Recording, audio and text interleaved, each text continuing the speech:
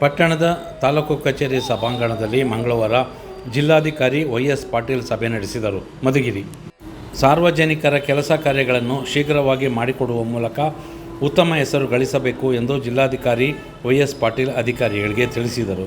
ತಾಲೂಕು ಕಚೇರಿಗೆ ಮಂಗಳವಾರ ಭೇಟಿ ನೀಡಿ ಅಧಿಕಾರಿಗಳ ಸಭೆ ಹಾಗೂ ಸಾರ್ವಜನಿಕರ ಕುಂದುಕೊರತೆ ಸಭೆಯಲ್ಲಿ ಮಾತನಾಡಿದ ಅವರು, ಸಾರ್ವಜನಿಕರ ಕೆಲಸ ಕಾರ್ಯಗಳಿಗಾಗಿ ಪದೇ ಪದೇ ಅಲೆದಾಡಿಸುವುದನ್ನು ತಪ್ಪಿಸಬೇಕು, ತೊಂದರೆಯಾಗದಂತೆ ಕೆಲಸ ಮಾಡಿಕೊಡಬೇಕು ಎಂದು ತಿಳಿಸಿದರು.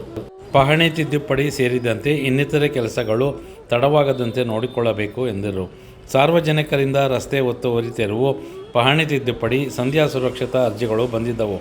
ಹೆಚ್ಚುವರಿ ಜಿಲ್ಲಾಧಿಕಾರಿ ಚನ್ನಬಸಪ್ಪ, ಉಪವಿಭಾಗಾಧಿಕಾರಿ ಸೋಮಪ್ಪ ಕಡಕೋಳ, ತಹಸೀಲ್ದಾರ್ ಸುರೇಶ್ ಆಚಾರ್, ಗ್ರೇಡ್ 2 ತಹಸೀಲ್ದಾರ್ ತಿಪ್ಪೇಸ್ವಾಮಿ, ಆಹಾರ ಶಿರಸ್ತೇದಾರ್ ಗಣೇಶ್, ಹಕ್ಕು ದಾಖಲೆಗಳ ಶಿರಸ್ತೇದಾರ್ ಶ್ರೀನಿವಾಸ್ ಕುಮಾರ್, ಉಮೇಶ್ ಬಾಬು ಮುಂತಾದವರು ಹಾಜರಿದ್ದರು.